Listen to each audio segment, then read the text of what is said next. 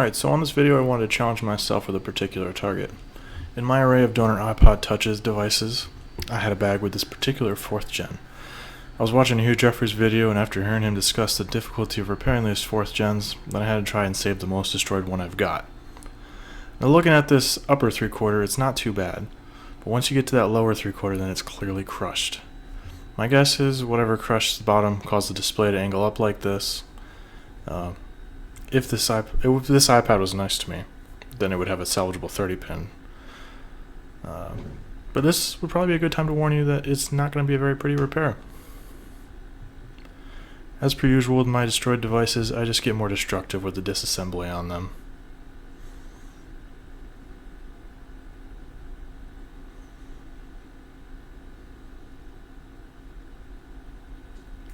With the display lifted, we can see the light reflecting off this metal plate in a way that makes me think the battery is expanding.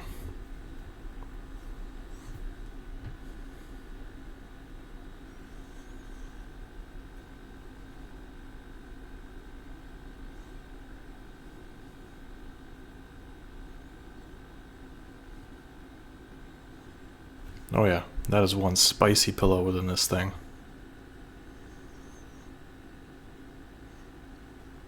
Would probably help if I removed this last screw.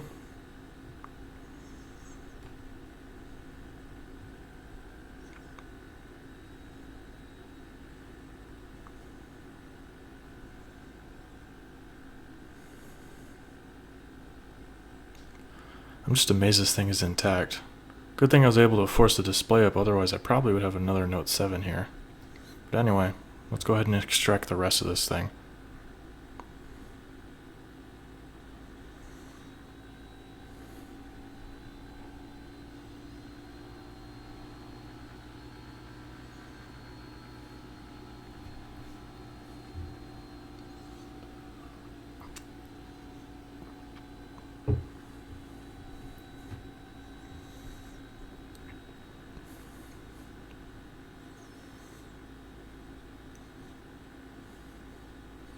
And now we've got this thing removed.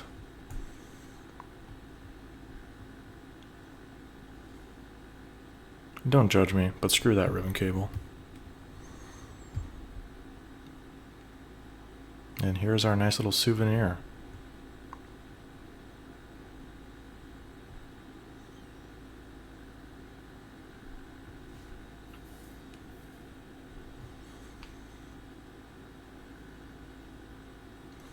And with the display out of the way, we can appreciate this battery. It's basically just a demonstration of my gut after my kid was born. Since the battery's dead and I ain't getting a charger to it, I've rigged this test up to see if there's any signs of life, which thankfully we do have.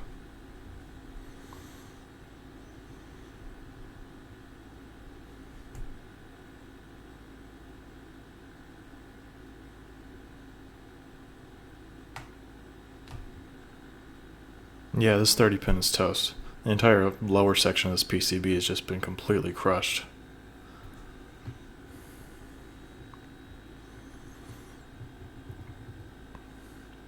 Now to quickly get this thing out of the way and avoid any possible shorts, I just cut the battery right at the terminals.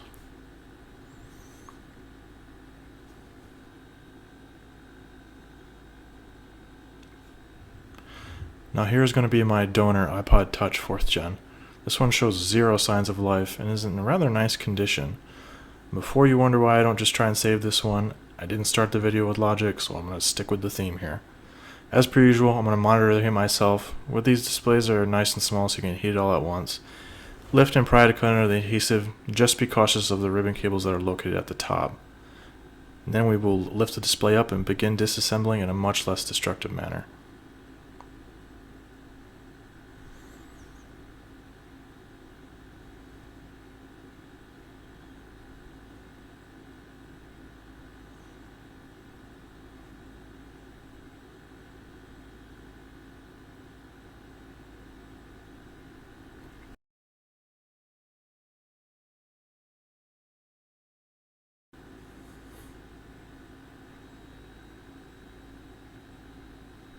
I damaged the ribbon cable already, well, the button ribbon cable already, so I just ran with it. It's okay, it's a cheap part anyway.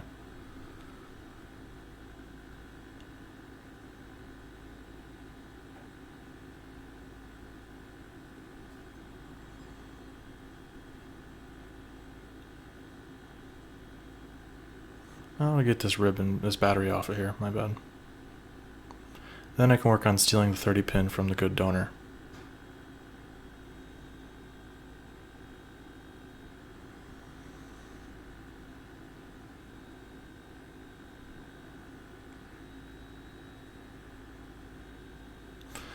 And with this off, we can repeat the same on the other board.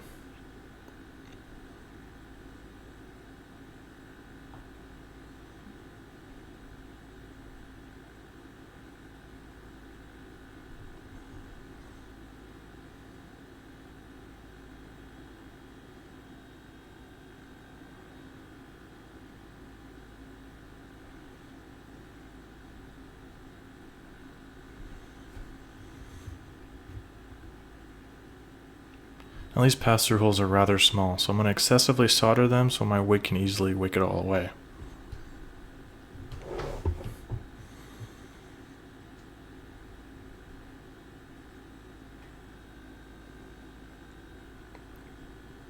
On to putting the good port in.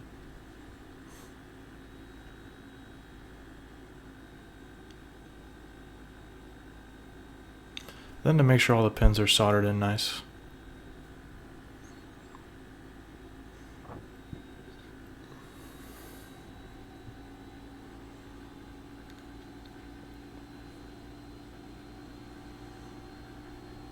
And then just to sidetrack for a second, I'm going to place the new button ribbon cable in.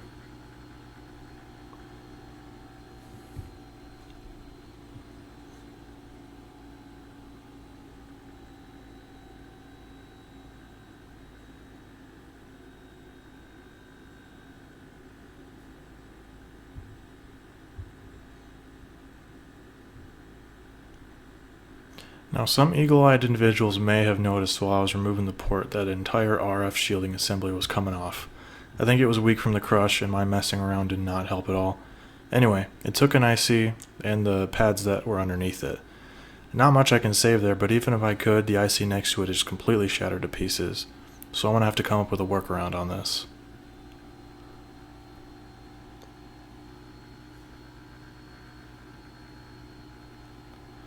Now I've tested the pins and they're functioning, and also the battery has a built-in overcharge protection that I can lean on, so I could theoretically jump the 5 volts over directly to the battery.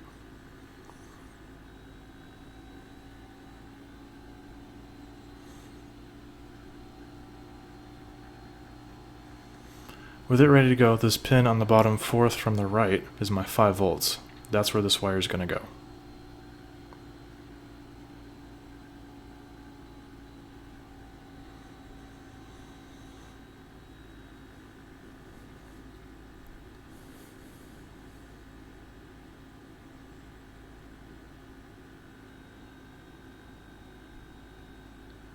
The camera makes this look like it's shorted to other pins, but trust me, it's not.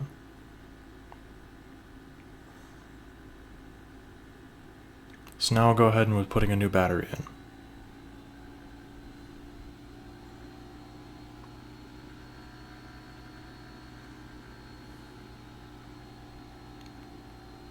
When putting the PCB back in, you can be liberal with the rear camera. That cable will bend enough to connect.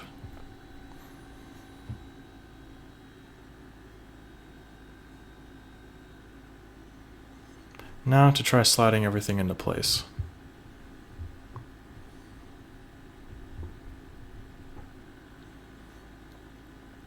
With the bend in the lower PCB, the 30 pit did need some help slotting into place. These screws are premature, it's just to hold everything in place for now. So let's connect up the display and check our functionality.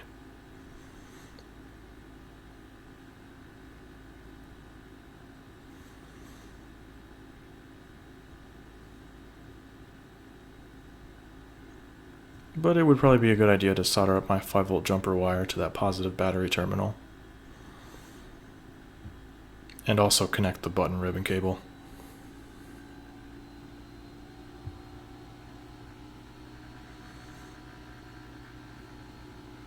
Alright, this thing is on, but I'm interested in our 5 volts.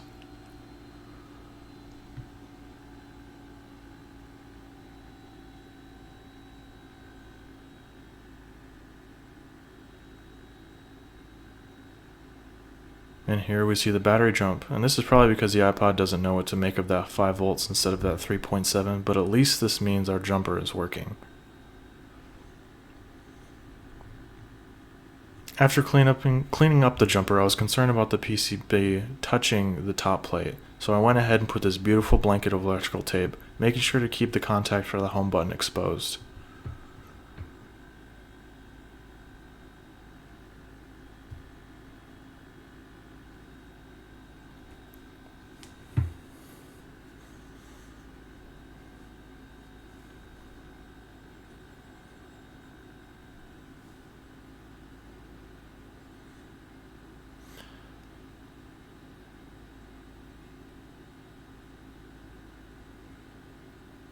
With all that done, we can give this thing a good press shut. Then I'm going to clamp it down and let that thing sit for a while to adhere.